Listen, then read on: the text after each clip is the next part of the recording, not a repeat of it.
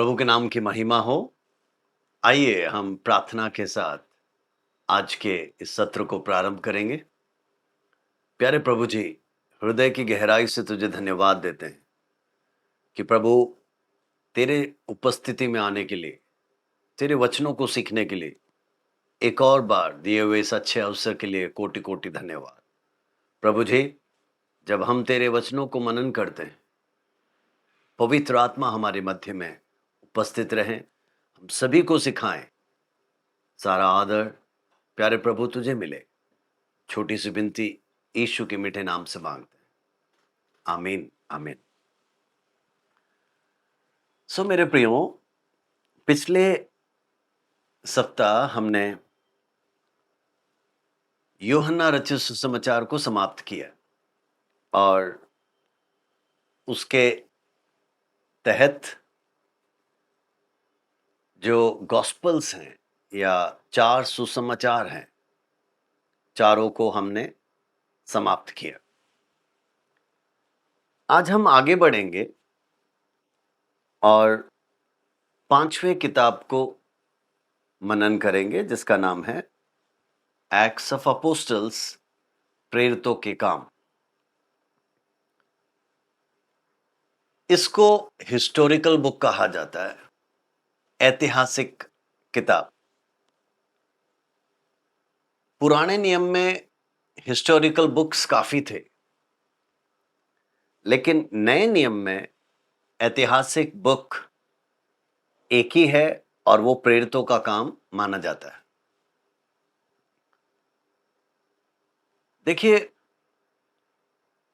इस किताब को अलग अलग नाम से भी पहचाना जाता है।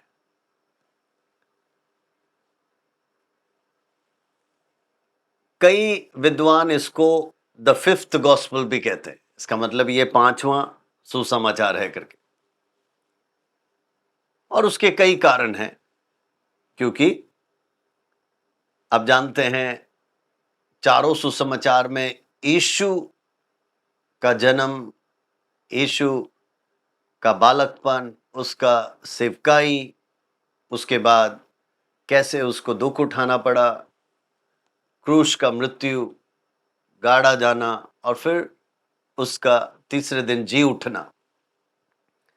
यीशु के जन्म से लेकर उसकी सेवकाई और उसका क्रूसीकरण और फिर उसका मृत्यु और पुनरुत्थान का पहले चार सुसमाचारों में विवरण है। लेकिन जैसे ही हम प्रेरितों के काम में आते हैं तो यहां पर यीशु के चेलों का विवरण ज्यादा है, कि उन्होंने कैसे सेवकाई की और कैसे सुसमाचार को चारों तरफ फैलाया। वो सभी बातें हैं। इस कारण से इस किताब को एक और नाम दिया जाता है, वो है पवित्र आत्मा के काम। इसका मतलब एक एक्ट्स ऑफ अपोस्टल्स, यीशु के चेलों का काम, प्रेरितों का काम। लेकिन इसका अगला नाम यह भी है, ये पवित्र आत्मा के काम को दिखाता है या दर्शाता है। अब मुझे और आपको यह समझना है कि यह पुस्तक बहुत ही महत्वपूर्ण है। क्यों? क्योंकि त्रिएक परमेश्वर को किसी ने देखा नहीं, लेकिन हम एक एक कार्यों के द्वारा, बाइबल के द्वारा हम उस सच्चाइयों को समझते हैं जो त्रिएक परमेश्वर ने किया। पुराने नियम में हम देखते हैं पिता परमेश्वर, यहोवा परमेश्वर कार्यरत थे और पुत्र और पवित्र आत्मा ना मानो छुपे हुए थे। लेकिन जैसे ही हम नए नियम में आते हैं तो पुत्र परमेश्वर यीशु मसीह सामने प्रकट होते हैं। पिता परमेश्वर और पवित्र आत्मा परमेश्वर छिपे हुए हैं या उसी में हैं, लेकिन वो साथ दे रहे हैं और कार्य आगे पुत्र कर रहे हैं। लेकिन इस किताब से हम देखते हैं कि पवित्र आत्मा परमेश्वर सामने आते हैं, उनका कार्य प्रारंभ हो जाता है और पिता परमेश्वर और पुत्र परमेश्वर पीछे हट जाते, वो छिपे हुए हैं। इस कारण से त्रिएकता में से तीसरा, पवित्र आत्मा परमेश्वर के बारे में जानना, समझना इस किताब के द्वारा बहुत और आसान हो जाता है। हम प्रेरितों के काम को थोड़ा समझने का प्रयास करेंगे आज।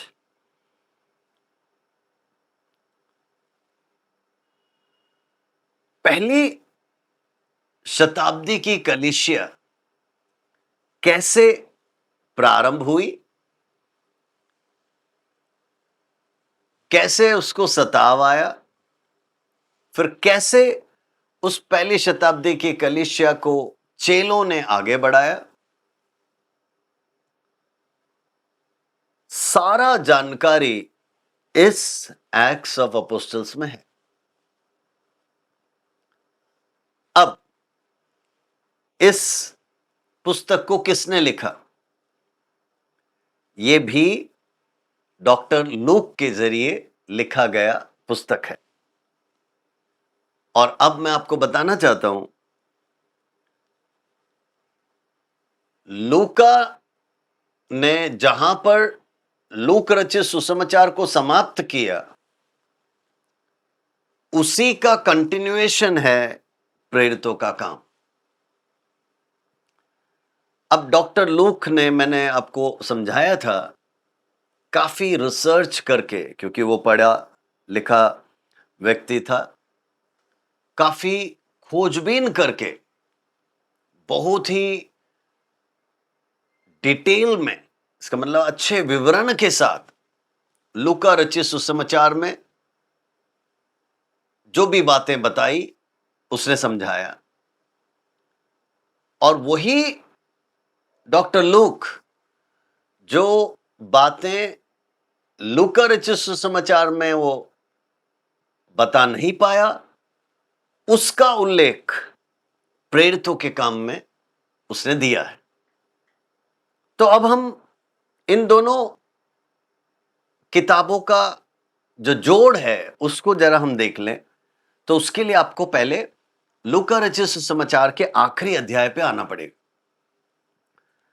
लूक चैप्टर 24 पे आ जाइए और उसका आखिरी अध्याय है लूका का 24वें अध्याय का 30 से अगर आप पढ़ोगे तो वहां पर हम देखते हैं यीशु ने अपने चेलों को रोटी तोड़ी, उन्हें खिलाया, लेकिन उसके बाद उन्होंने आंखें खोली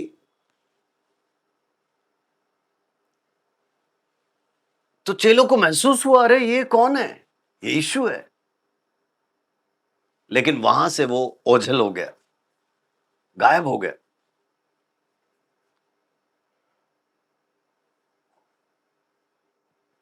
लेकिन जैसे ही आप 33 वर्सेस 33 पे आ जाओ, वहां पर लिखा है, वे उसी घड़ी उठकर यरूशलेम को लौट गए और उन 11 और उनके साथियों को इकट्ठे पाया।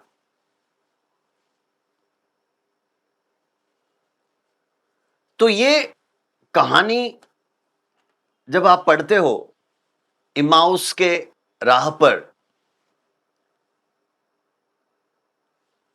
जो 2 जनों के साथ घटी घटना है, उसका उल्लेख यहां पर है। यीशु मसीह के जी उठने की बाद की घटना ये। अब अभी जो हमने 33वां पद पढ़ा 33 में, वहां पर लिखा है वे उठे और तुरंत यरूशलेम में पहुंचे, जहां पर वो 11 पाए गए और उनके साथ जो एकत्रित थे वो वहां पर पाए गए। और वो उनको बताने लगे कि हां, यीशु जी उठा है। वो शिमयोन को भी प्रकट हो चुका है। ये दोनों अपनी घटना बताते हैं कि कैसे वो राह में चल रहे थे और वो यीशु को प्रकट हुए या यीशु उन्हें प्रकट हुए और रोटी तोड़ी, खिलाई, वो सब बातें। अब आप 36वां पद लूका 24 का पढ़ोगे तो वहां पर ऐसा लिखा है, वह ये बातें कह ही रहे थे कि वह आप ही उनके बीच में आ खड़ा हुआ और उनसे कहा, तुम्हें शांति मिले, peace be with you. Verses 40 वहां पर लिखा है, वह यह कहकर उसने उन्हें अपने हाथ पांव दिखाए। छिदे हुए हाथों को, पांव को दिखाया ताकि ये लोग समझ पाए। तो देखिए, ये जी उठने के बाद यीशु जब प्रकट होते हैं, उसका थोड़ा सा पृष्ठभूमि मैं आपको बता रहा हूं। और अब आप 47 से पढ़ेंगे तो वहां पर हकीकत लिखा है, और यरूशलेम से लेकर सब जातियों में मन फिराव का और पापों की क्षमा का प्रचार उसी के नाम से किया जाएगा। तुम इन सब बातों के गवाह हो। यीशु इन चेलों को बता रहा है कि तुमको क्या करना है और तुम किन बातों के गवाह हो। ठीक है, अब हम आगे बढ़ेंगे। 49वां पद वहां पर लिखा है, और देखो, जिसकी प्रतिज्ञा मेरे पिता ने की है, मैं उसको तुम पर उतारूंगा, और जब तक स्वर्ग से सामर्थ ना पाओ तब तक तुम इसी नगर में ठहरे रहो। इसका मतलब कहां? ये यरूशलेम में थे और यीशु उनसे कहता है, तब तक इसी नगर में ठहरे रहो।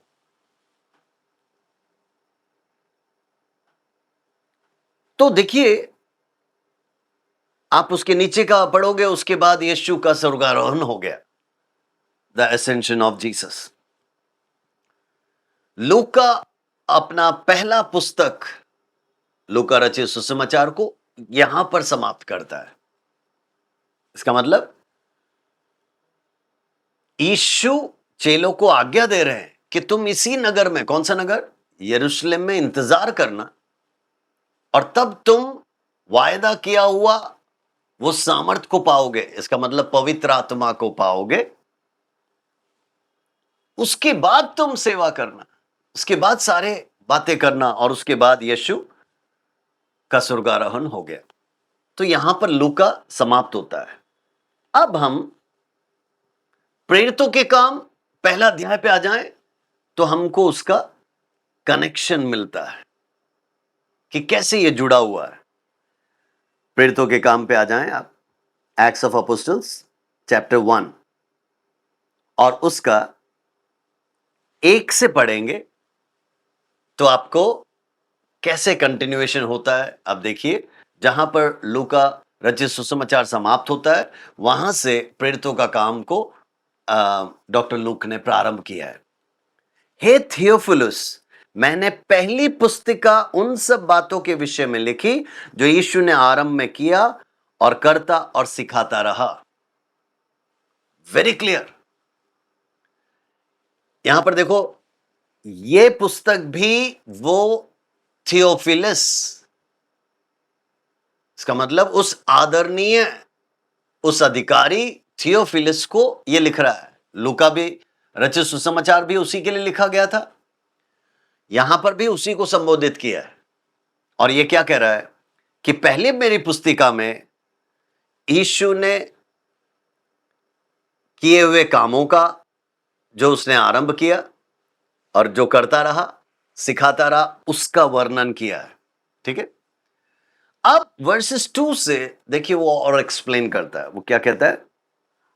उस दिन तक जब वह उन प्रेरितों को जिन्हें उसने चुना था पवित्र आत्मा के द्वारा आज्ञा देकर ऊपर उठाया ना गया, और उसने दुख उठाने के बाद बहुत से बड़े प्रमाणों से अपने आप को उन्हें जीवित दिखाया, और 40 दिन तक वह उन्हें दिखाई देता रहा और परमेश्वर के राज्य की बातें करता रहा। ठीक है, वर्सेस 4 यहां पर महत्वपूर्ण है जो आपको समझना है। और उनसे मिलकर उन्हें आज्ञा दी कि यरूशलेम को ना छोड़ो, परंतु पिता के उस प्रतिज्ञा के पूरे होने की बाट जोते रहो जिसकी चर्चा तुम मुझसे सुन चुके हो। आमेन। सो देखिए, लूका रचित सुसमाचार में आखिरी आज्ञा और आखिरी बातें जो यीशु ने की, वहां से प्रेरितों का काम पहला अध्याय में डॉक्टर लूक प्रारंभ करते हैं। सो उस लेखक डॉक्टर लूक के लिए धन्यवाद, जो कि सारी बातों को एक विवरणात्मक तरीके से समझा रहा है। जो अधूरा रह गया लूका रचित सुसमाचार में, वहां पर उन बातों को वो प्रेरितों के काम में आगे समझा रहा है, सिखा रहा है। सो यहां पर देखिए,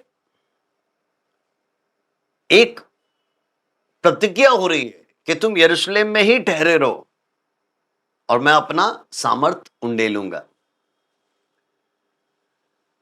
क्यों? क्योंकि वो बतलाते हैं कि यूहन्ना ने तो पानी में बपतिस्मा दिया, परंतु थोड़े दिनों के बाद तुम पवित्र आत्मा से बपतिस्मा पाओगे। इसीलिए मैंने कहा कि प्रेरितों के काम को अगला नाम जो दिया गया है वो है पवित्र आत्मा के काम। यहां पर त्रिएकता में तीसरा, उस पवित्र आत्मा परमेश्वर का उल्लेख बार बार दिया गया है। उसका जानकारी हमें बहुत ही विवरण रूप में मिलता है। सो यहां पर लिखा है कि यूहन्ना ने पानी में बपतिस्मा दिया, परंतु अब जो आएगा पवित्र आत्मा से बपतिस्मा पाओगे, है ना। परंतु थोड़े दिनों के बाद तुम पवित्र आत्मा से बपतिस्मा पाओगे। अब देखो, इन बातों के बाद बाइबल में लिखा है कि वे लोग उस यरूशलेम में इंतजार करते रहे। यीशु उनके आंखों के सामने ओझल हो गया, लेकिन वो क्या कहकर गया था? वर्सेस 8 कि जब तुम पवित्र आत्मा तुम पर आएगा तब तुम सामर्थ पाओगे, और यरूशलेम और सारी यहूदिया और सामरिया में और पृथ्वी के छोर छोर तक मेरे गवाह बनोगे। चैप्टर 1 वर्सेस 8 जो अभी हमने पढ़ा, वो इस पुस्तक का कुंजी पद है, की versus of acts of apostles. Chapter 1 versus 8, 1 का 8, कि पवित्र आत्मा जब तुम पर आएगा तब तुम सामर्थ पाओगे, और यरूशलेम, सारे यहूदिया और सारे समरिया में, पृथ्वी के छोर छोर तक तुम मेरे गवाह बनोगे। देखिए, यहां पर एक सच्चाई बहुत ही क्लियर है कि सेवकाई केवल पवित्र आत्मा के सामर्थ के द्वारा हो सकता है, और पवित्र आत्मा का सामर्थ पाए बिना हमें सेवा करना नहीं चाहिए। जो भी सेवा करना चाहते हैं, अच्छी बात है, आपका सोच अच्छा है ना, आपका आग्रह अच्छा है, लेकिन जैसे यीशु मसीह ने अपने चेलों को कहा, तुम यरूशलेम में जाओ, इंतजार करो, और मैं अपने पवित्र रूह को, आत्मा को भेजूंगा, तब तुम सामर्थ पाओगे, और सामर्थ पाने के बाद तुम मेरे गवाह बनोगे। तो हम सभी को प्रभु के चरणों में बैठना है, पाना है सामर्थ को, उस पवित्र आत्मा के शक्ति को पाना है, और उस सामर्थ से हमें बाहर निकलना है। सेवा करना है, उसका गवाह बनना है। तो अब हम आगे देखते हैं, इस बात को कहने के बाद पहला अध्याय उसका 12 से लेकर अगर हम पढ़ेंगे तो वहां पर स्पष्ट रूप से लिखा है, जब वे जैतून नाम के पहाड़ से जो यरूशलेम के निकट एक सप्त के दिन के दूरी पर है यरूशलेम को लौटे, और जब वे वहां पहुंचे तो वह उस अटारी पर गए जहां पतरस और यूहन्ना और याकूब और अंद्रियास, फिलिपुस, तोमा, बर्तुलमई, मत्ती, हल्फई का पुत्र याकूब, शिमोन जलातुस, याकूब के पुत्र रहते थे। ये सब कई स्त्रियों और यीशु की माता मरियम और भाइयों के साथ एकचित होकर प्रार्थना करने लगे। उन्हीं दिनों में पतरस भाइयों के बीच में जो 120 व्यक्ति के लगभग थे इकट्ठे हुए। तो इसका मतलब है, यीशु ने जो कहा कि यरूशलेम में तुम इंतजार करना, तो यीशु के चेले 120 जन कुल मिलाकर वो इंतजार करने लगे उस अटारी पर। इसका मतलब उस मरकज के ऊपरी कक्ष पर वो इंतजार करने लगे, और वहां पर वो किस चीज का इंतजार कर रहे हैं? प्रार्थना कर रहे हैं, एक मन हो रहे हैं, चित्त लगा रहे हैं, है ना? क्योंकि यीशु ने वायदा किया था, तुम जब इंतजार करोगे पवित्र आत्मा का सामर्थ तुम पर आएगा, तब तुम शक्ति पाओगे, सामर्थ पाओगे, तब तुम मेरे गवाह बनना, यरूशलेम में, यहूदिया में, समरिया में और दुनिया के छोर छोर तक। अच्छी बात यह थी कि यीशु के चेलों ने आज्ञा का पालन किया और वो यरूशलेम में इतने लोगों के साथ उन्होंने इंतजार किया।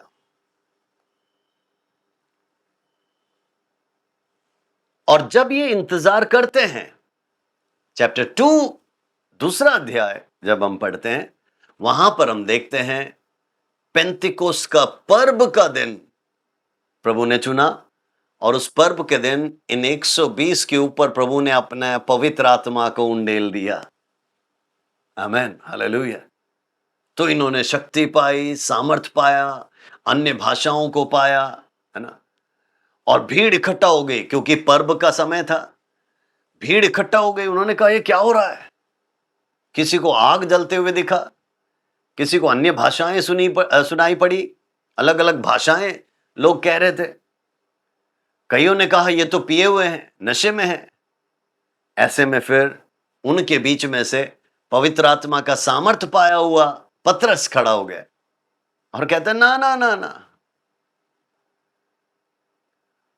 अभी दिन का, है ना, दूसरा पहर भी खत्म नहीं हुआ।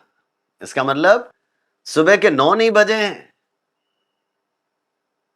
ये नशे में नहीं है,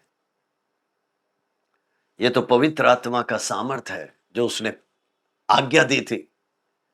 सारे चीजों का विवरण हम देखते हैं दूसरे अध्याय में कि यीशु ने जो आज्ञा दी थी, उस आज्ञा की पूर्ति के रूप में पेंतिकोस के दिन पवित्र आत्मा उनके ऊपर उंडेला गया। आमेन। और वहां से हम देखते हैं प्रेरितों का, चेलों का एक काम या सेवा वहां से प्रारंभ हो जाता है। तो पहले सामर्थ पाया, उसके बाद सेवा प्रारंभ। हालेलुया। अब इससे पहले एक और काम जो हुआ वो पहले अध्याय के आखिरी भागों में हम पढ़ते हैं। क्या था?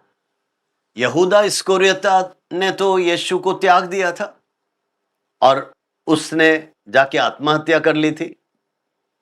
तो ऐसे में चेले लोग साथ मिले और उन्होंने कहा कि हमको आपस में, है ना, उन्होंने बातें करके लिखा कि 12 जन का या 12वां जो मिसिंग है, अब नहीं है, तो हमें एक चुनना चाहिए तो पहला अध्याय उसका 23 से लेकर अगर आप पढ़े हुए तो वहां पर लिखा है, उचित है कि उनमें से एक व्यक्ति हमारे साथ उसके जी उठने के गवाह हो जाएं।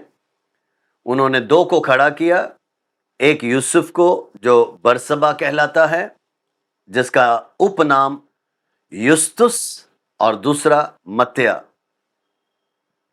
और यह कहकर प्रार्थना की कि हे प्रभु, तू जो सबके मन को जानता है, ये प्रकट कर कि इन दोनों में से तूने किसको चुना है कि वह इस सेवकाई और प्रेरिताई का पद ले जिसे यहूदा छोड़कर अपने स्थान को गया। तो वहां पर आप पढ़ते हैं अपोस्टोलिक मिनिस्ट्री, ये प्रेरिताई की सेवा है ना, जो यहूदा इस्करियोती ने छोड़ दिया। तो वहां पर लिखा, तब उन्होंने उनके बारे में चिट्ठियां डाली और चिट्ठी मत्तियाह के नाम पर निकली, सुबह उन 11 प्रेरितों के साथ गिना गया। तो उसका भी उल्लेख पहले अध्याय में हम पाते हैं। तो अब आप समझ गए कि कैसे लूका समाप्त होता है और कैसे प्रेरितों का काम प्रारंभ होता है। और पहले अध्याय की बातें हमने देख ली, और दूसरे अध्याय में पवित्र आत्मा कैसे उतरा हम देखते हैं। और उसी अध्याय में हम पढ़ते हैं कि किस रीति से पवित्र आत्मा उतरा और सामर्थ पाया, भीड़ इकट्ठा हुई, और फिर 12 के 12 खड़े हुए एक साथ, एक मन के साथ। उनमें से पतरस खड़े होकर भाषण देने लगा, और उस प्रचार को सुनकर वहां पर लिखा है 3000 लोगों ने मन फिराया, बपतिस्मा ली, कलीसिया के साथ जुड़ गए। कलीसिया का स्थापना प्रेरितों के काम दूसरे अध्याय में हुआ। पृथ्वी पर यीशु मसीह ने जैसे कहा था, उस कलीसिया का स्थापना वो पेंतिकोस्त के दिन में 120 दिनों के ऊपर पवित्र आत्मा उंडेले जाने के द्वारा प्रारंभ हुआ। Inauguration of the church on the earth was done in Acts chapter 2 on the day of Pentecost. इतना आप याद रखिएगा। और फिर उस 120 जनों के साथ पतरस ने जो भाषण दी, सभी के साथ खड़े होकर, उस 120 के साथ 3000 जुड़ गए। बाद में हम नीचे पढ़ते जाएंगे और आगे बढ़ते जाएंगे, फिर 5000 जुड़ गए, दिन प्रतिदिन जुड़ने लगे, फिर वो बहुगुणित होने लगा। तो इस रीति से हम पढ़ते हैं कि कलीसिया किस रीति से पहली शताब्दी में बढ़ने लगा। अब ये कब लिखा गया? Date of this book AD 62 और 70 के बीच में इस किताब को लिखा गया, ऐसा माना जाता है। एडी 62 एंड 70 के बीच में। और हमने देखा डॉक्टर लूक ने ही ये लिखा है। अब इस पुस्तक का उद्देश्य क्या है मेरे प्रियो? कलीसिया के शुरुआत को लोगों को बतलाना, अधिकारियों को बतलाना, पूरे मानव जाति को बतलाना कि कलीसिया का शुरुआत कैसे हुआ, किसने किया, और फिर कलीसिया की बढ़ोतरी कैसे हुई। Okay, so to show the correct details of the beginning of the church and the growth of the church. So ये है मुख्य उद्देश्य। सो हम इस उद्देश्य को समझ जाएं तो आपको प्रेरितों का काम अच्छी तरह समझ में आ जाएगा।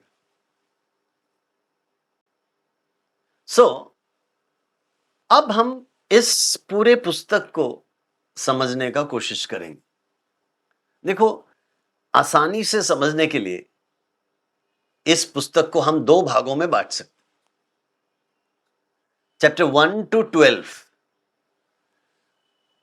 हम पतरस के बारे में पढ़ते हैं, बार बार उसका नाम का उल्लेख ज्यादा हुआ है और कैसे चेलों ने सेवा की, पतरस के द्वारा किए गए कार्य। तो चैप्टर 1 to 12 पतरस मुख्य भूमिका निभाता है। फिर 13 से लेके 28 इस किताब में आप जानते हैं 28 अध्याय हैं। सो 13वें अध्याय से लेके 28वें अध्याय तक वहां पर जो मुख्य भूमिका निभाते हैं वो है पौलुस। तो इन दो भागों से भी अगर आप समझने का प्रयास करें सो प्रेरितों का काम समझना आसान हो जाता है। सो मुख्य किरदार है ना इस पूरे किताब के अंदर दो जनों का है। एक पतरस शुरुआती 12 अध्यायों में, और फिर वहां से लेके बाकी अध्यायों में पौलुस। और इसके बीच में कई और जन जुड़े हैं, वो हम बीच बीच में देखेंगे। अब ये किताब क्यों महत्वपूर्ण है? देखिए, कलीसिया कैसे शुरू हुआ, कैसे पवित्र आत्मा उतरा और फिर कलीसिया कैसे बढ़ी, ये सभी जानने के लिए और कोई तरीका नहीं है। सो ये किताब उस भूमिका को बहुत अच्छे ढंग से पूरा करता है। तो इसलिए हमें डॉक्टर लूक का धन्यवाद करना चाहिए कि उस लेखक ने पवित्र आत्मा की अगुवाई में बहुत ही विस्तृत रूप से और बहुत ही अच्छे रीति से उसने समझाया। अब आप जानते हैं, कंपनियां प्रारंभ होती हैं, क्लब चालू होता है, सरकारें प्रारंभ होती हैं, लेकिन वो सभी कुछ समय के बाद कुछ ढीला पड़ जाता है, कुछ बंद हो जाता है, कईयों का नामो निशान मिट जाता है। वो क्यों होता है? क्योंकि वो मनुष्य के द्वारा प्रारंभ किया गया। लेकिन ये कलीसिया किसी मनुष्य के द्वारा नहीं, परमेश्वर के द्वारा स्थापित हुआ, प्रारंभ किया, और वो उसने स्थापित किया, उसने प्रारंभ किया, तो वो आज भी चल रहा है और उस यीशु के दूसरे आगमन तक भी चलता रहेगा। आमीन। सो ये सबसे बड़ी खुशी की बात है। इसका मतलब चर्च के नाम से या कलीसिया के नाम से हमको डरने की जरूरत नहीं है, है ना। कोई व्यक्ति, कोई नेता, कोई सरकार इसको रोक नहीं पाएगा। क्यों? क्योंकि इसका मालिक, इसका स्वामी मैं और आप, या कोई चर्च या कोई संस्था या कोई पोप या रेवरेंड या बिशप नहीं है। ना ना ना, कलीसिया का संस्थापक वो परमेश्वर है ना। सो उस यीशु के योजना में उसके इच्छा के अनुसार चलता आ रहा है और उसी के इच्छा के अनुसार चलता रहेगा। हालेलुया। इसीलिए तो मत्ती रचित सुसमाचार में हम 16 के 18 में पढ़ते हैं कि मैं अपनी कलीसिया बनाऊंगा और अधोलोक के फाटक उसके ऊपर प्रबल नहीं हो सकते। तो यह हकीकत मुझे और आपको भी समझना चाहिए कि ये मनुष्यों के द्वारा चालू किया गया कोई क्लब नहीं है ना, कोई संस्था नहीं है, मनुष्यों के द्वारा चालू किया गया कोई देश नहीं है, कोई सरकार नहीं है, कोई पार्टी नहीं है। ना ना ना, ये एक ऐसा जीवित कलीसिया है जिसको उस प्रभु यीशु ने प्रारंभ किया है ना। और अगर उसने प्रारंभ किया है तो वही चला रहा है, वही आगे तक भी चलाएगा। कोई उसके ऊपर विजय नहीं पा सकता। आमीन। तो ये हमारे लिए सबसे बड़ी खुशखबरी है। अब प्रेरितों के काम में जब हम इस पुस्तक को पढ़ने का कोशिश करते हैं तो हम देखते हैं ये लगभग 30 साल का ब्यौरा है। 30 साल का मतलब यीशु के जी उठने के बाद हमने पढ़ा 40 दिन तक और वो प्रकट आए और उसके बाद उसका स्वर्गारोहण हो गया। तो माना जाता है तब से लेकर लगभग अगला 30 साल, सो एडी 30 से लेकर एडी 60 तक या एडी 32-33 से लेकर एडी ईस्वी है ना 62-63 तक की बातें, लगभग 30 साल का कहानी है प्रेरितों का काम। इसका सरल से समझना है तो यीशु मसीह जी उठने के बाद उनका स्वर्गारोहण हो गया 40 दिन के पश्चात। तो यीशु मसीह के स्वर्गारोहण के बाद क्या हुआ? वो स्वर्ग में चले गए, लेकिन उसने इंतजार कर रहे 120 के ऊपर पवित्र आत्मा उंडेला। वहां पर कलीसिया की स्थापना हुई, कलीसिया प्रारंभ हो गया और तब से लेकर पौलुस के सेवा के अंतिम घड़ी तक का पूरा डिटेल विवरण प्रेरितों के काम में हम पाते हैं। आमीन। पौलुस ने क्या किया, पतरस ने क्या किया, चेलों ने क्या किया, पहली शताब्दी की कलीसिया कैसी थी, उन्होंने क्या क्या किया, सारा जानकारी इस पुस्तक के अंदर हम पाते हैं। और ये एकमात्र ऐसा किताब है जिसका एंडिंग नहीं हुआ है। इसका मतलब बाकी सब किताबों को अगर आप पढ़कर देखें, अंतिम नमस्कार दिया जाता है, उसके बाद ये हो गया और खत्म हो गया, या वो पत्रियों को समाप्ति हम देखते हैं, प्रभु का अनुग्रह आपके साथ बनी रहे, समाप्त। लेकिन प्रेरितों के काम का आप अंतिम अध्याय 28वां अध्याय के अंतिम भागों को पढ़िए, वहां एंडिंग रिमार्क्स नहीं है। आप देखना उसका अंत नहीं हो रहा है। तो इसका मतलब ये एकमात्र किताब है जो लिखने का प्रारंभ लूका ने किया, लेकिन वो चल रहा है, वो चल रहा है और आज भी प्रेरितों का काम चल रहा है। इसका मतलब पवित्र आत्मा का काम चल रहा है। सरल रूप से हम समझ सकते हैं, सेवा मेरा नहीं, सेवा आपका नहीं, सेवा किसी व्यक्ति का नहीं, है ना। जो लोग बोलते हैं ना ये धर्मांतरण कर रहे हैं, ये मसीही लोग हैं, ईसाई लोग हैं, ऐसा ऐसा काम कर रहे हैं, ये सब उनकी अज्ञानता है। ये मेरे और किसी बिशप के या किसी पोप का काम नहीं है, किसी पादरियों का काम या कलीसिया का काम नहीं है। अरे ये तो पवित्र आत्मा का काम है जो उसने प्रारंभ किया है। तो उसके साथ मत भिड़ो, उसके साथ मत लड़ो। हम लड़ लड़ के थक जाएंगे, हार जाएंगे। उसने प्रारंभ किया है, वही चला रहा है, वही आगे भी चलाएगा। आमीन, हालेलुया। तो ये बहुत ही सरल सी बात है। पवित्र आत्मा का सामर्थ्य से वो अपना कार्य करता है। वो कभी मुझे इस्तेमाल करता है, कभी आपको इस्तेमाल करता है। दुनिया में लाखों को इस्तेमाल करता है, किसको रोक पाओगे?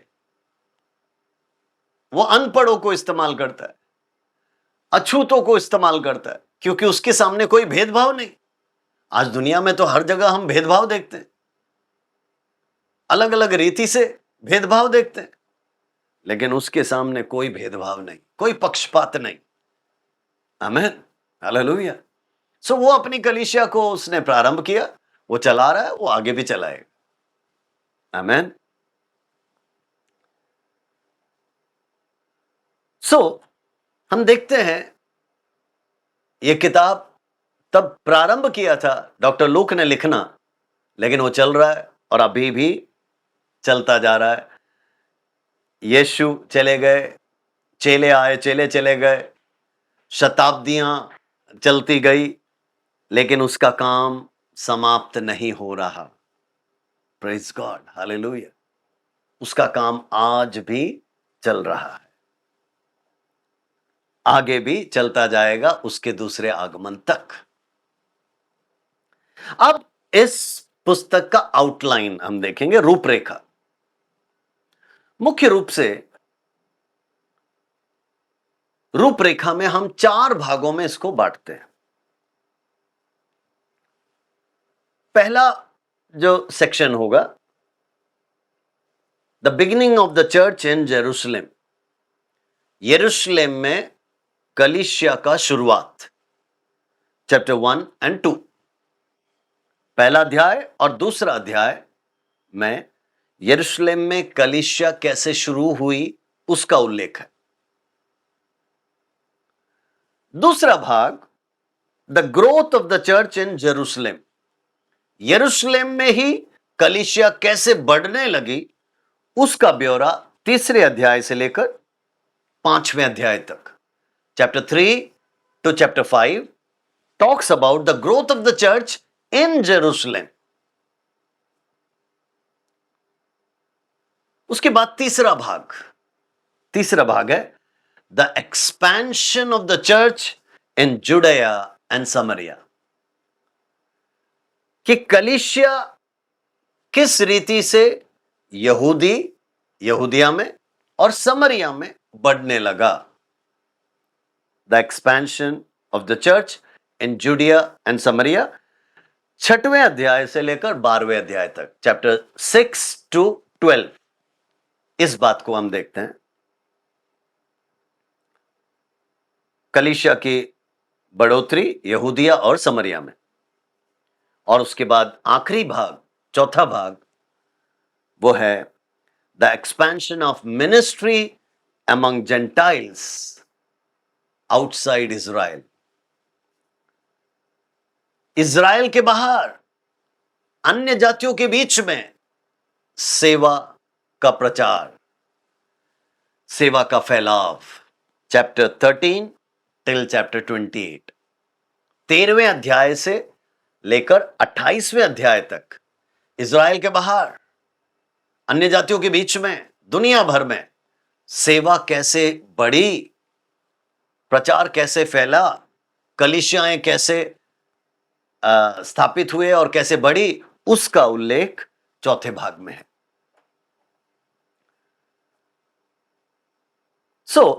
जब हम इस सच्चाई को पढ़ते हैं तो हमें बहुत ही अच्छा एक समझ मिलता है कि शुरुआत यरूशलेम से हुआ और यरूशलेम में कलीसिया बढ़ने लगी, फैलने लगी।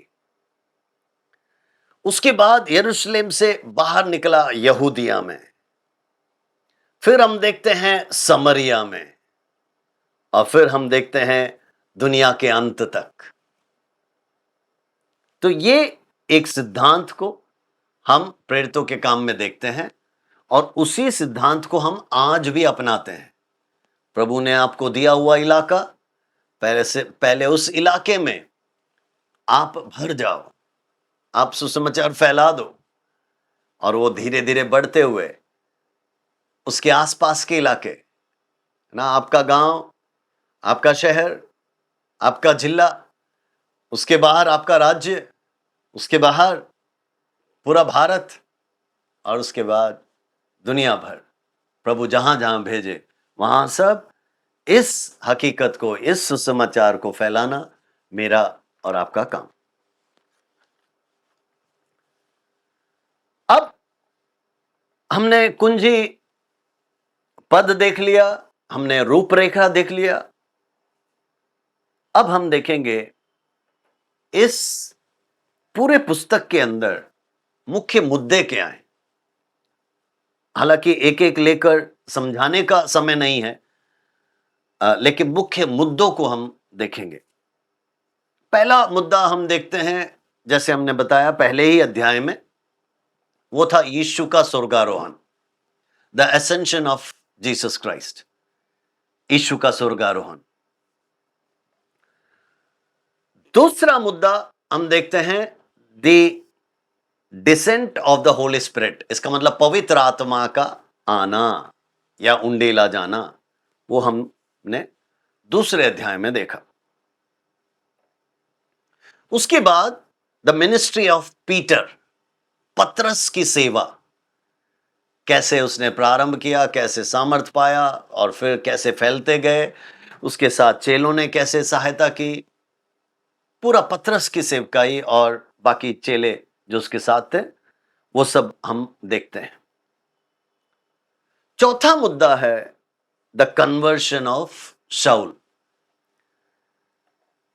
सॉल या शाउल का बदलाव, कैसे दमिश्क के और वो बढ़ रहा था, गिरफ्तारी का अधिकार के पत्र को लेकर मसीही लोगों को सताने, उनको गिरफ्तार करने, तोड़फोड़ करने, उस काम के साथ वो आगे बढ़ रहा था।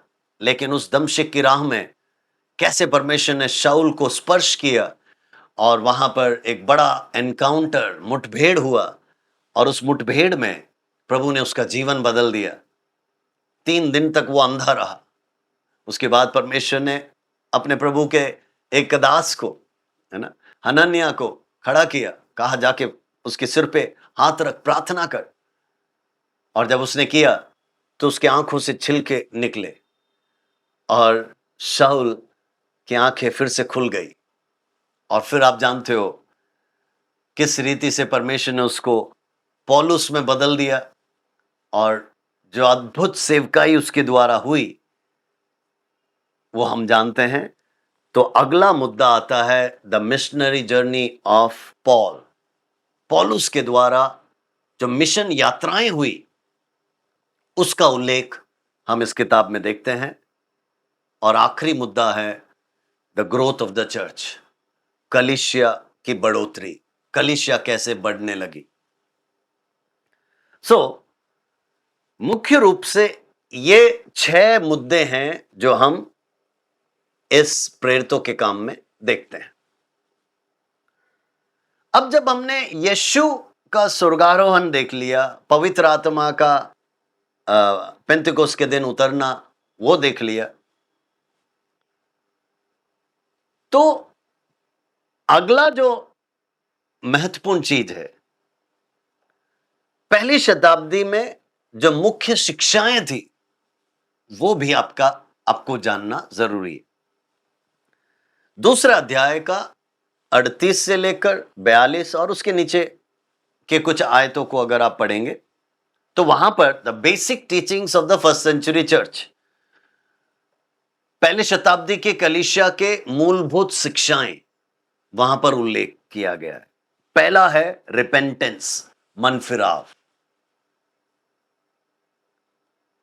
दूसरा है बैप्टिज्म, बपतिस्मा। तीसरा है receiving the gift of the holy spirit, पवित्र आत्मा का सामर्थ पाना। चौथा है लर्निंग फ्रॉम अपोस्टल्स, प्रेरितों से वचन सीखना। पांचवा शिक्षा है फेलोशिप, संगति करना, लगातार संगति करना।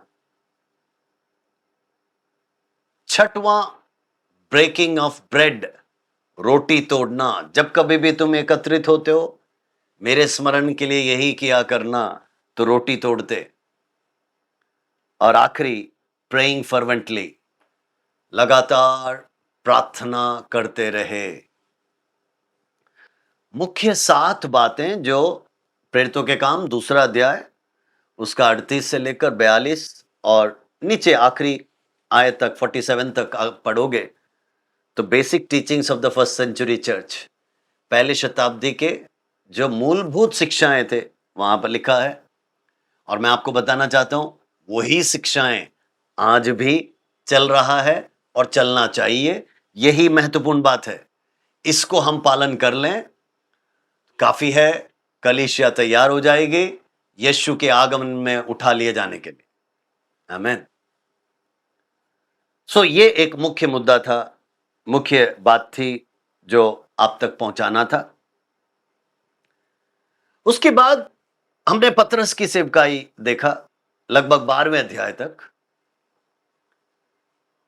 इस 12वें अध्याय के बीच में हम देखते हैं 8वें अध्याय में वो है फिलिप्पुस की सेवकाई, कि किस रीति से परमेश्वर ने चेलों के अलावा भी कईयों को चुना।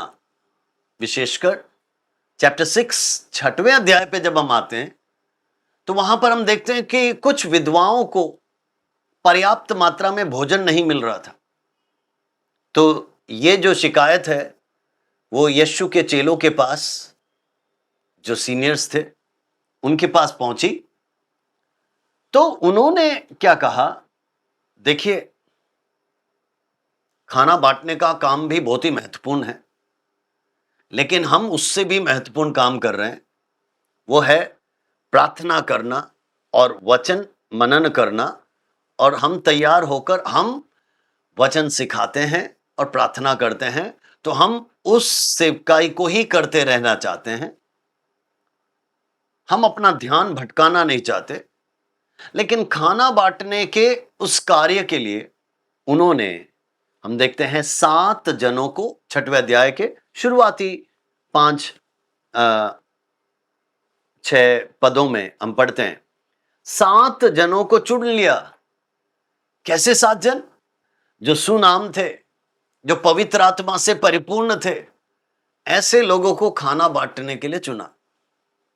मेरे प्रियो, खाना बांटने के लिए भी जो एलिजिबिलिटी उन्होंने रखा, देखिए जो योग्यता उन्होंने रखा, बहुत ही महत्वपूर्ण है समझना। तो इसका मतलब है सेवा करना है तो पवित्र आत्मा का सामर्थ किए बिना कोई ना करे। पहले आप बैठ जाओ उसके चरणों में, सामर्थ पाओ, शक्ति पाओ, उसके बाद सेवा करना। यहां पर वो प्रूफ फिर से बताया गया है। तो 7 जन जो चुने गए, उनका नाम भी 5 और 6 में लिखा है, आप पढ़िएगा। और इनमें से एक था फिलिप्पुस। किस रीति से यरूशलेम में अब सताव आ गया, सब तितर बितर हो गए। 8वें अध्याय में जब हम आते हैं तो हम देखते हैं फिलिप्पुस बे उस सताव में सताया गया और वो पहुंच गया समरिया में। अब समरिया में खाना बांटने का काम नहीं है, क्योंकि खाना बांटने के लिए तो उनको यरूशलेम में चुना गया था। तो उन्होंने कहा अब वहां खाना बांटने का काम नहीं है, तो एक काम है सुसमाचार बांटना। तो फिलिप्पुस ने वहां सुसमाचार बांटा। और आप आगे पढ़ोगे, समरिया में चिन्ह चमत्कार होने लगे। प्रभु का काम उस पूरे नगर में फैल गया, उस पूरे क्षेत्र में फैल गया। भीड़ इकट्ठा होने लगी, सच्चाई जानने लगे, लोग मन फिराने लगे। वहां पर लिखा उस नगर में शांति आ गई। तो समरिया में सुसमाचार पहुंच गया। उसी 8वें अध्याय में हम देखते हैं इथोपिया नामक देश का खजांची, जो कि एक हिजड़ा था, यूनक, तो उस खोजे को फिलिप्पुस के द्वारा परमेश्वर ने सुसमाचार पहुंचाया और उसने बपतिस्मा दी। और देखिए वो खजांची था, फाइनेंस मिनिस्टर था इथोपिया का। अब उसका उद्धार हो गया, तो उसके जरिए अब समरिया के बाद सुसमाचार इथोपिया में पहुंचता है। इसका मतलब अफ्रीका में पहुंचता है। सो अब आप समझ गए कि यरूशलेम, यहूदिया, समरिया और अब अफ्रीका, सुसमाचार इस रीति से फैलने लगा। तो ये हैं शुरुआती 12 अध्यायों में पतरस और फिर फिलिप्पुस, स्तिफानुस, इन सब के द्वारा प्रभु ने जो अद्भुत सेवकाई की उसका वर्णन है। और उसके बाद 13वें अध्याय से लेके 28वें अध्याय तक हम पौलुस के द्वारा जो सेवकाइयां हुई उसका वर्णन देखते हैं। इससे पहले कि मैं समाप्त करूं, हमें पौलुस के द्वारा जो सेवा हुई उसको भी समझना जरूरी है। मुख्य रूप से पौलुस के द्वारा 3 मिशनरी जर्नी और फिर एक रोम की यात्रा। सो कुल मिलाएं तो मुख्य रूप से 4 यात्राएं आप समझ सकते हैं। फर्स्ट मिशनरी जर्नी प्रेरितों के काम 13 से लेकर 14 का 28, इसका मतलब 13 का शुरुआत से लेकर 14 का 28 तक अंताकिया से शुरू हुआ। और फिर आप वहां पर पूरा लिस्ट देख सकते हैं 13वें और 14वें अध्याय पे कि किस रीति से साइप्रस से होकर, पापुस से होकर अलग अलग क्षेत्रों में जाकर सेवकाई की पौलुस ने। और हम देखते हैं पूरे जगह पे यात्रा करके वापस अंताकिया में पहुंचता है। So started from Antioch, finished in Antioch. AD 46 से 48 के बीच में यह पहला यात्रा था। ईस्वी 46 से 48 में पहला मिशनरी यात्रा 13वां और 14वें अध्याय में पौलुस का। सेकेंड मिशनरी जर्नी 15 का 36 से लेकर 18वां अध्याय के 22 तक, chapter 15 versus 36 till chapter 18 versus 22। और यह हुई एडी 49 और 52 के बीच में, ईस्वी 49 और 52 के बीच में। यह भी अंताकिया से शुरू हुआ और इस दूसरे मिशनरी यात्रा में और भी कुछ नए जगहों पर वो सेवा करता है, उसका भी उल्लेख वहां पर किया है। यह भी अंताकिया से शुरू हुआ और अंताकिया में जाकर खत्म हुआ। उसके बाद तीसरा मिशनरी यात्रा जो कि 18वां अध्याय उसका 23 से लेकर 21वां अध्याय 16वां तक हम देखते हैं, चैप्टर 18 वर्सेस 23 टिल 21 वर्सेस 16। यह अंताकिया से शुरू होता है और फिर कैसरिया यरूशलेम में आकर समाप्त होता है। पूरा कहां से कहां गए उसका ब्यौरा वहां पर है, आप देख लेना। एडी 53 टिल एडी 57, इसका मतलब ईस्वी 53 से लेकर 57 तक यह तीसरा मिशनरी यात्रा पौलुस का हुआ। ये 3 यात्राएं हैं जो वो खुद से गया, कुछ साथियों को लेकर गया। लेकिन एक आखिरी यात्रा है जो वो खुद से नहीं गया, उसका आग्रह है जानना, रोम की यात्रा। तो देखो उसको गिरफ्तार किया गया, तो इसका मतलब सरकार की तरफ से उसको गिरफ्तार करके लेके गए। प्रभु की योजना देखिए, उसका आग्रह था रोम जाना, प्रभु ने एक अलग ही रीति से, सो यरूशलेम से शुरू हुआ और रोम में जाके समाप्त होता है। ये एडी 59 और 61 के बीच की कहानी।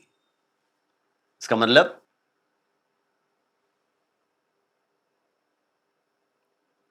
एडी 59, 60, 61, 3 साल में जो घटनाएं हुई, प्रेरितों के काम 27वां और 28वें अध्याय में इसका उल्लेख है। तो मुख्य रूप से ये पौलुस की यात्राएं हम यहां पर देखते हैं। तो हमने देखा पवित्र आत्मा का सामर्थ कैसे उतरा और कैसे चेलों के ऊपर आया, कैसे बाकियों पर आया, कलीसिया स्थापित हुई, कलीसिया किस रीति से बढ़ने लगी, समरिया पहुंचा, फिलिपुस को प्रभु ने इस्तेमाल किया, स्टेफनस को इस्तेमाल किया, पतरस को और बाकी चेलों को इस्तेमाल किया। और फिर हमने देखा कि पौलुस को परमेश्वर ने कैसे इस्तेमाल किया, कैसे सेवा फैली, कैसे विश्वासियों ने विश्वास पर स्थिर रहे और धीरज के साथ खड़े रहे। और पौलुस की सेवकाई में हम देखते हैं जहां जहां वो गया उसने अगुवे तैयार किए, उनको सेवकाई सौंपा और आगे बढ़ गया। जहां जहां पौलुस गया हम देखते हैं, चाहे वो पतरस हो, पौलुस हो, चिन्ह चमत्कार होने लगे, चंगाइयां होने लगे, दुष्ट आत्माएं भागने लगे। ये प्रभु का काम है, ये पवित्र आत्मा का काम है। वो तब भी होता गया, आज भी हो रहा है। आमीन। सो मेरे प्रियो, पवित्र आत्मा का काम पहले शताब्दी में हुआ, इतने सारे शताब्दियों से चलता आ रहा है, आज भी वही पवित्र आत्मा का काम चल रहा है। अगर मैं और आप समर्पित हैं, तैयार हैं, तो पवित्र आत्मा मुझे और आपको भी इस्तेमाल करेगा। Hallelujah, praise the Lord. हम उस पर पूरी तरह निर्भर हो जाएं, तो वो अपनी इच्छा, वो परमेश्वर अपनी इच्छा हमारे जीवनों में पूरी करेगा। उसके लिए हमें तैयार होना चाहिए। जैसे इन भक्तों को, इन संतों को पहली शताब्दी में इस्तेमाल किया, वही पवित्र आत्मा इन अंतिम दिनों में भी मुझे और आपको इस्तेमाल करने के लिए तैयार है। कलीसिया कैसे स्थापित हुआ, कैसे प्रारंभ हुआ, कैसे स्थिर खड़ा रहा, कैसे चलता रहा, सारा उल्लेख वहां पर है। और उसी रीति से कलीसिया तब से लेकर आज तक भी चल रहा है, या आगे भी चलता रहेगा यीशु के दूसरे आगमन तक। आमीन। इस पुस्तक में हम 4 मुख्य शब्दों को बार बार देखते हैं। एक, पवित्र आत्मा का सामर्थ, पावर, पवित्र आत्मा का सामर्थ। दूसरा, प्रचार, इवांजलिज्म, सुसमाचार प्रचार, कहां कहां फैलाया गया, कहां कहां प्रचार हुआ और फिर क्या क्या चमत्कार हुए। तीसरा, सताव, परसिक्यूशन, प्रचार जब होता है, सुसमाचार जब फैलाते हैं, जरूर सताव होता है। तो ये कोई नई बात नहीं है। सताव पहली शताब्दी से ही चलता आ रहा है, कलीसिया के शुरुआत से ही होता आ रहा है। लेकिन चौथा शब्द है ग्रोथ, बढ़ोतरी। इसका मतलब सताव से कभी कलीसिया रुकने वाला नहीं है, सताव से कलीसिया बढ़ते रहेगी। हालेलुया, ये खुशी की बात है। हमारे मित्र लोग जो कलीसिया को सता रहे हैं, पासवानों को सता रहे हैं, विश्वासियों को सता रहे हैं, उनके लिए मैं समझा देता हूं, आप कंटिन्यू रखें, आप सताते जाइए, क्योंकि आप सताएंगे, कलीसिया रुकेगी नहीं, कलीसिया बढ़ते जाएगी। दिन दोगुनी रात चौगुनी कलीसिया बढ़ते जाएगी। ये प्रेरितों का काम हमें सिखाता है, एक्ट्स ऑफ अपोस्टल्स हमें सिखाता है, बाइबल हमें सिखाता है। ऐसा है तो हम उसी का पालन करेंगे। हम जीने मरने के लिए तैयार हैं। तो मेरे प्रियो, आप सभी भी तैयार हो जाइए, कलीसिया तैयार हो जाइए, तो प्रभु हमें इस्तेमाल करेगा, प्रभु हमें अपनी महिमा के लिए खड़ा करेगा। प्रभु इन वचनों के द्वारा, इस पुस्तक के द्वारा, सामर्थी पुस्तक के द्वारा आप सभी को ब्लेस करे, आशीषित करे। आइए हम प्रार्थना करेंगे। प्यारे प्रभु जी, हृदय की गहराई से तुझे धन्यवाद देते हैं। आज हमने एक और पुस्तक प्रभु अध्ययन किया है। प्रभु, जितने भी जन सुन रहे हैं, इन वचनों को सीख रहे हैं, पवित्र आत्मा तो सभी के दिलों को छू, सभी से बातचीत कर और इन सच्चाइयों को वो समझ पाए। और प्रभु, हम प्रार्थना करते हैं आने वाले दिनों में, सालों में सभी को बड़े सामर्थ के साथ तो इस्तेमाल कर। हाँ प्रभु जी, पहली शताब्दी में जो चिन्ह चमत्कार हुए, वही चिन्ह चमत्कार आज भी इन अंतिम दिनों में होने पाए, भारत में होने पाए, हमारे राज्यों में होने पाए, हमारे जिलों में होने पाए, हमारे शहरों और गांवों में होने पाए, पूरे दुनिया भर में हो, यही हमारी प्रार्थना है। प्यारे प्रभु जी, धन्यवाद। तूने हमें ब्लेस किया, प्रार्थना सुना, इसलिए कोटि कोटि धन्यवाद। सारा आदर, महिमा, इज्जत और जलाल तुझे मिले। और ये छोटी सी दुआ यीशु के मीठे नाम से मांगते हैं, सुन और दया से ग्रहण कर प्रभु जी। आमीन, आमीन, आमीन। मेरे प्रियो, प्रभु आप सबको आशीष दे, अनुग्रहित करें। अगले हफ्ता हम एक और किताब के साथ फिर पेश होंगे। तब तक के लिए नमस्कार, आमीन।